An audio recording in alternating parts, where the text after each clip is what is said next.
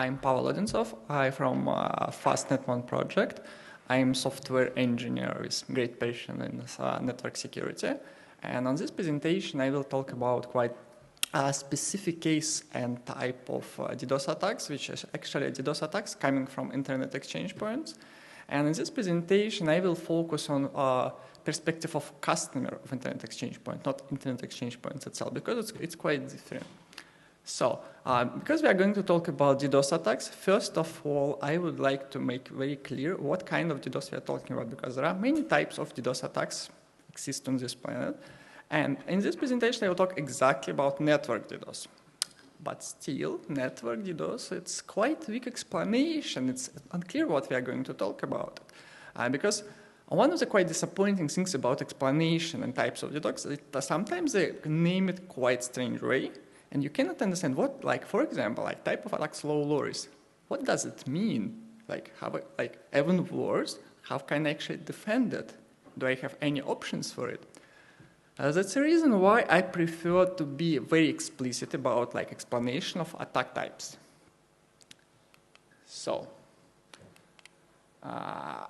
we are going to classify DDoS attacks in terms of well-known OSI models. So, in this presentation, I will focus on levels 3, levels 4, and of course, both versions of protocol, like obsolete one, IPv4, and IPv6 one. So, in terms of fields, you can see headers of all protocols mentioned on this slide, and literally any field can be used for attack amplification or as attack vector. So if attacker can randomize them or create some special sequences of fields, like they can randomize actually protocol, simple source port, destination port, source IP, and then create many ways how you actually can disrupt network. So, but in like common explanation from presentation from DDoS vendors or network vendors, sometimes most common and most popular attack types will be referenced as TCP floods, UDP amplifications, many types of it, or different kinds of like fragmentation attacks, spoofed attacks. That's how typically people call them. But in terms of like what kind of DDoS we are talking about, it's enough to say like we are talking about L4 and L3. Because everything else is out of scope, because from a network perspective, from like perspective of transit provider of internet exchange points, we literally have no way to see for sure what's happening on level, for example, 7. Or on top of it, on application level, because typically it's encrypted and extremely complex, and network equipment wasn't built to look like deeper than levels 3, 4. Maybe we can find some like tunneling like headers, encapsulation headers, but that's all we have, because network equipment is not built for doing deep inspection. It's very different class of hardware. So, and what is about weather? So, because we're in Manchester, and so weather topic is quite hot, I would say. So, but why I use this like weather? Like it's because we're talking about DDoS. DDoS is technical stuff. Can we say for sure, like next month we will have 10 DDoS attacks or something like more predictable? Because technical stuff can be predicted. Yes, sure. Unfortunately, it's not. There is some correlation, of course. And back in time, I would say before pandemic, there was like quite clear correlation, like summer was quite quiet time about DDoS attacks, and like autumn was quite hot, and sometimes you can find like some like very like active times like Black Friday, which can cause spike of DDoS. Because sure, like we can expect more, but pandemic changed everything. For last 2 years, I cannot say for sure that there's any way to say like something unusual like happened in autumn or summer. It was average. And from just to prove my point, I shared my information about like scale of attacks over time for like mostly summertime from Vaxility. And you can see it's about 1 terabit scale attack. It's quite frequent. And problem is that DDoS attacks they're not going to disappear, because sometimes when we are talking about things, some problems may disappear. Like it's not a problem anymore, so we don't need to invest it, we don't need to work on it. And DDoS attack is here to stay, unfortunately. So we need to solve it in some way. We need to deal with, because I remember how it was like something like 10 years ago. 10 years ago, it was like sacred knowledge. Like I have a friend, this friend like experienced DDoS attack in first hand. But now I suppose everyone had like kind of experience with DDoS, and all the time it's quite frustrating kind of experience. What is the scale of DDoS? From last presentation, we saw like we have attacks on scale of 1 terabit. And let's look on on IXP load. This one I got pretty like lots of slides, lots of technical information from Moscow Internet Exchange, and it's their average traffic. You can see it's about 4 terabits. Like, should we expect that like even 1 terabit scale attack can be handled by Internet Exchange point easily? Maybe yes, maybe not. How we can prove it? Like, let's look on official marketing information from Moscow Internet Exchange. It's their official numbers. They claim to have a switching capacity of up to 8 terabits. Impressive. So what does it mean? It does mean that they can for sure handle at least 3 or 4 simultaneously running DDoS attacks of terabit scale without any degradation. But again, it's, you know, from 4 terabits on average for 8 terabits, it's not that impressive. So that's why I reached their technical stuff. And like, is it up-to-date number or it's like, you know, safe assumption? Because when you publish something on site, you need to be absolutely sure that this number can be delivered by your equipment. And what we found out after long conversations, those numbers about 8 terabits, they're quite outdated. I mean, 4-year outdated. And they were about like very old platform used by Moscow Internet Exchange back in time. And then we decided to find out how much they can actually do it now. Because, you know, considering like switching capacity of modern platforms, those numbers may be a little bit different. And what we decided to do, we just accumulated like switching performance of every platform used by Moscow Internet Exchange, counted number of ports, calculated how much we can actually push traffic to them, and we calculated it was up to 152 terabits of spare capacity. Of course, we cannot expect that it will be provisioned like automatically. But at some point of time, of course, it may need some extension from customer side. Like plug more ports, maybe extend a backbone a little bit in case of interconnections between chassis. But again, we are talking about 100 terabits of switching capacity. That's enormous. And again, look at 1 terabit attack in scale of 100 terabit of spare capacity for switching. Is it any danger for switching platform? It's not. It's definitely not. We will not see any kind of a degradation. We will not see any kind of performance issues from Internet Exchange points. And then what is the point of this conversation? Why we're here? What is the problem? And problem, so let's try to investigate it a little bit. This one, I made quite short surveys about like 55 responses from different companies. Let's have typical ISP of small, medium size looks like. So we have multiple transit providers, at least 2, of course, for redundancy. We have at least 2 Internet Exchange points for different reasons, because, you know, it's, and some private interconnections. And what is the problem with this setup? So one of the things when we are talking about Internet Exchange points, what is the point of Internet Exchange points? I think kind of trends. It's like what is the purpose? Like Internet Exchange is about exchanging traffic, but it's not very equal, because very large number of companies actually use Internet Exchange points to reach very, very loaded and traffic-intensive caches of CDN providers, like video services, CDN services, content companies. And that's why I explicitly put caches of CDN providers behind in IXPs. So, and let's imagine that our company, again, abstract medium-sized ISP, has no ways to actually defend DDoS. No visibility, no mitigation, nothing. What we can do? Let's imagine we experience DDoS attack coming from first IXP. Obvious, somebody called us in the middle of the night, we have degradation, then we can check diagrams, like, okay, we have great spike of traffic coming from internet exchange points. What we can do? But at this point of time, we don't know what is the target, because there are no simple way to find out what is the target of attack, because you can be in charge of like thousands of like millions of IP addresses, and which one is actual target or which prefix, you don't know, unfortunately. What you can do, you can cut it.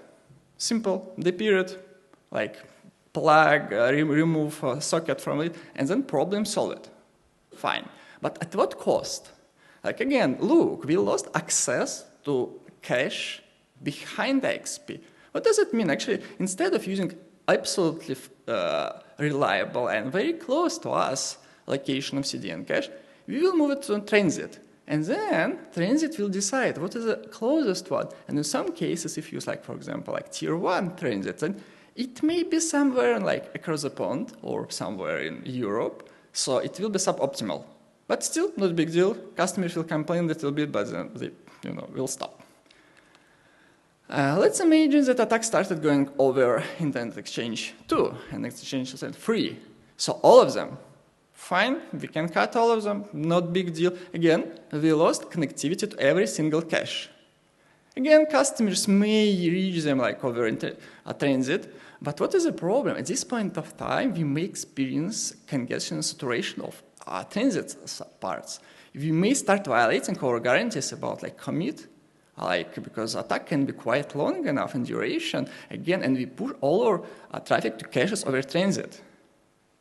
It's not a great deal, and again, customers may start complaining because their experience about watching 4K video will be degraded. In many ways, they will not be able to download updates for their games or applications in timely manner. Again, it's kind of degradation, but we are trying to fight against degradation. But what we did is we kind of accomplished it because this attack, it did not break our network. But what it did, it degraded our service. It's worse than your competitor. It's worse than maybe a different company who actually joins market, starts new business in your area. It may be real impact on your business. How it can be solved? So typically, when companies think about cybersecurity threats, they look for it for perspective of transit. Like we can buy from a transit provider some kind of DDoS defense. And then it will magically solve all problems. But it will not. Because even if you buy DDoS mitigation from one transit provider, fine. Then you will still need some options to move traffic away from remaining transit provider. Still, you need to do manual job to remove, for example, or depeer your internet exchange points. Because you are actually, in case of DDoS attack, you will need to unplug everything, but keep one transit provider. But again, BGP is not instant protocol. It needs like few minutes at least to move all traffic to your transit provider. In the case of like very large scale of DDoS attacks, it will break your network way before. And also it will cause traffic disruption because of move of traffic from like local caches to remote caches and lots of changes in your topology. And you don't want to do it. So what is this one is secure configuration, it's common configuration. What is the best one? Best one is case where you have DDoS mitigation, not from, of course from every transit provider, but that's common. You can find this kind of product on market, but also from internet exchange point, just to avoid unplugging it and moving traffic around it all the time. I would not say that this product is widely available, but many internet exchange points actually they started thinking about the direction to offer some, not maybe filtering, not maybe automated mitigation, but maybe some visibility, some understanding, some basic alerts like something wrong with your prefix, maybe this one. And then it will provide more information for you to avoid unplugging internet exchange points and then thinking about like what we will do next. So, and one of the great things is like it's approach used by D6 because they actually not only provide nice graphs for you to look at, they also can export their telemetry information. It's kind of a secured IPFix protocol to your systems to process it and like prepare reports, prepare some visibility from it. So if you have no equipment which actually can run like NetFlow or IPFix, you can use their like configure it on their portal, and then you can use this information to understand what's going on in your network. Because it's extremely important. Again, consider if you had no experience with DDoS attacks back in time, you have no visibility, and then you can open portal of your internet exchange points and find out like, strange spike of ICMP packets for this prefix. This is very useful information because it will reduce your downtime, it will improve all things, how you can do it, how you can actually stop negative impact from this attack. And so I explained many things which can be done manually, like unplugging net exchange points, like moving traffic around from one like transit provider to different one. And of course, emergency countermeasure, it's like black hole. Because if we cannot do anything, but we find out what is the target of attack. So I would like to provide more information about product I developed. It's called FastNetMon Community. It offers, we call it DDoS detection application because it can find out like when DDoS happens, what is the target of DDoS. But also sometimes we refer to it as network automation. Why? Because what FastNetMon is actually doing, after detection of attack, it can create a set of special, well-crafted BGP annonces. They may be in scope of host, like /32 or /128, or they can be in scope of minimal routable, like objects, networks, /24, or it may be like in size of like whole network, which actually consists specific host, which is under attack. And what it can do, it can apply specific communities, and then your routers or your upstream can change routing policies. So instead of doing everything what I explained it, like manually, like unplugging internet exchange points, you can use FastNetMon to detect like, this specific host is under attack, this specific network is under attack. And instead of unplugging cables, which is terrible and will cause degradation of service and for your customers, and will cause great amount of traffic redistribution between your internet exchange points and your transit site, you can move specific /24 away from affected sort. And look what we can do. In case like first way, if experience DDoS attacks from internet exchange points, we can move it away to transit. Again, if it's still happening and it's happening from transit, okay, let's move it away from like transit without DDoS mitigation enabled, then to transit provider with DDoS mitigation enabled. Okay, if they cannot deal with it, okay, we have emergency option. FastNetMon also can help you to move specific prefix away from your own network and cause traffic diversion outside of your network, maybe to cloud scribing center, like actually like what I referenced about it was backend. In my slides, it was Facility, or you can find any companies available on market. And it will be because they have great amount of experience, they have lots of spare capacity, and they can handle really serious DDoS attacks so against your network. And then, in all cases, FastNetMon can help you. So from perspective of FastNetMon, it works with literally any network telemetry protocol available from your equipment. That's NetFlow, SFlow, IPFix, port mirror for cases if you have actually no telemetry enabled on your switches or your platforms. It works on any Linux box, so it's very simple to deploy. And let me show a few slides about how you actually can deploy FastNetMon in your network, because it's really simple. So, from perspective of integration with your network, it's of course FastNetMon is built around BGP protocol. So because we speak a language which is common for network equipment, and BGP protocol is, quite widely used for public networks. So that's why we use it, and that's why FastNetMon has native support of at least 2 independent BGP daemons. So we use ExaBGP, we use GoBGP. So if you are cannot find out what is the best for you, and if you haven't tried them, just start with GoBGP because it's just great. So, but also we are not limiting a project to be BGP automation thing. We also offer ways like how you can call script, and then all kind of magic happens. You can do it, integrate with your automation system, your PagerDuty, or any kind of system existing in place that just notify, we have DDoS, and then we need to apply some actions. So, installation of FastNetMon is extremely simple. If you experience it many different projects, I would say so. Like installation is not involving compilation of anything. Installation is not involving downloading Docker. We don't need virtual machines. We don't need a bunch of like dependencies from different distributions, manual compilation, lots of like, just call this simple script. And inside of it, because of course it's this script provided for your convenience and you can install it, but what actually happening inside the script is extremely simple again. It does find out what's your Linux distribution and then downloads pre-compiled binary packages for your distribution. So we separate Ubuntu, Debian, all kinds of Red Hat-based distributions. So it's extremely simple, extremely fast, and you need just like some time, which you actually needed to download something like 55 megabytes of our distribution, and then it will start working almost immediately. FastNetMon detection logic, it's again one of the points where we're trying to be not to be black box. Because it's not machine learning, it's not artificial intelligence, it's not heuristics. FastNetMon built on top of quite simple and straightforward approach of baselines. So, and in case of baselines, you just need to know what's your emergency level in your network. Like if you know that your routers or your upstream will start degrading after like 5 gigabits, that's your threshold. Because after that, there are no points to keep service. You just need to shut it and then deal with it later. It may be black hole, it may be diversion, but it's something which cannot happen on like normal circumstances. So, and FastNetMon just every second calculates bandwidth for and packets per second rate, bytes per second rate, flow per second rate for like utilization for total one, UDP, TCP, ICMP, and then just check them every second against thresholds provided by you.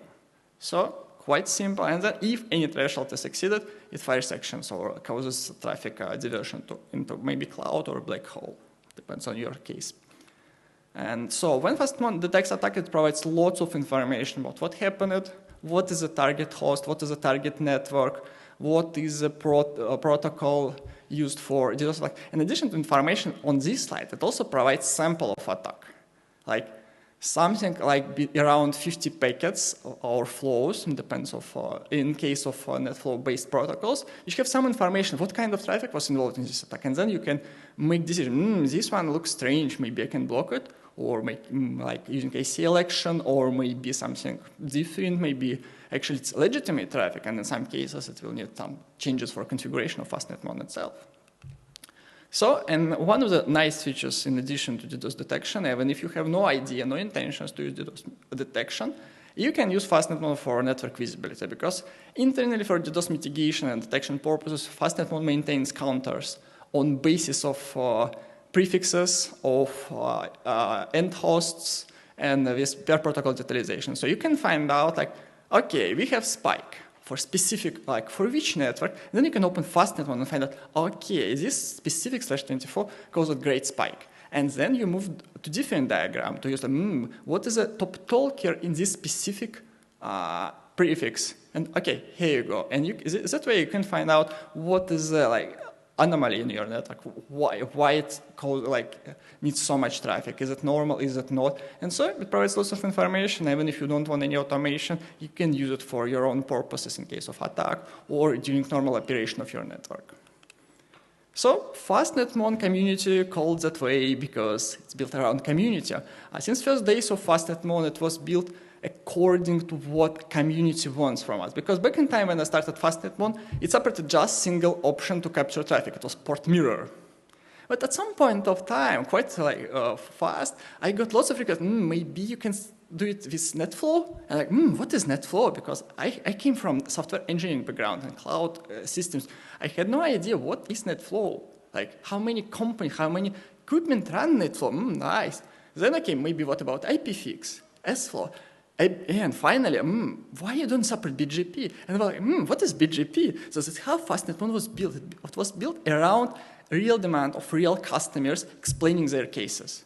And you can see we support many ways how you can actually reach us, discuss it with like development team, with different people across the planet running FastNetMon, because we have last time we calculated, we have customers of FastNetMon in around 100 countries. Like literally any weird place you can find on map of our planet, you can find at least one customer of FastNetMon in some way. So try it. If you have any problems, reach our community, or you can reach me personally. I will be happy to talk.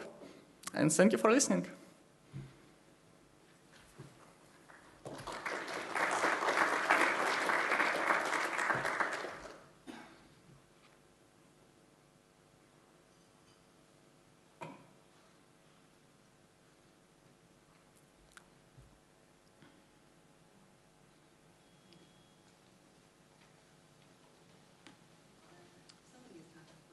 Oh, okay, we have a question. Okay.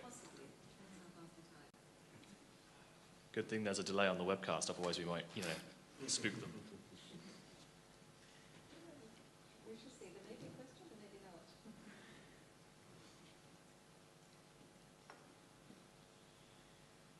What one is ours?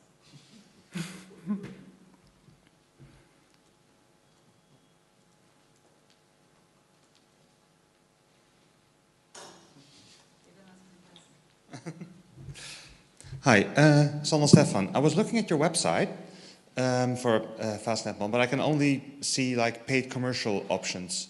So what's the licensing idea behind it? So yeah, that's the reason why we mostly use website for commercial version, because we also offer in addition to open source, and because we have two editions. Like we have FastNetMon Community, which is open source, completely free, no licensing at all, but it's mostly community driven, and you can find all information about it on GitHub, and like in addition to source code, every information. And on our official site, mostly we maintain information about commercial version, but we have small branch in like section of documentation about community version, which has actually all information available for about community version. Actually, you can check this one. It's like because fastnetmon.com/guides, and then you can find all information about community version. So what's the difference between the community version and the commercial version? Are there things not supported in the community version? I would say there is a quite small difference actually in terms of core features, because both versions they support BGPs. All versions use exactly the same version of protocol parsers, like for NetFlow, SFlow, like base stuff, because we follow approach called open core, because basic stuff which is like required to operate or maintain DDoS detection, it's open. But mostly, like in commercial version, we offer more convenient installation. It's more bundle project. It's not, because FastNetMon Community is just a piece of your framework. You can select what kind of BGP daemon you want, what kind of metric storage you want, like InfluxDB, ClickHouse, maybe Grafana, maybe Prometheus. But in commercial version, you just download by bundle, like recommended by vendor, and then it magically works out of the box, but it's not providing so much level of flexibility as community version, because... Thank you. My pleasure.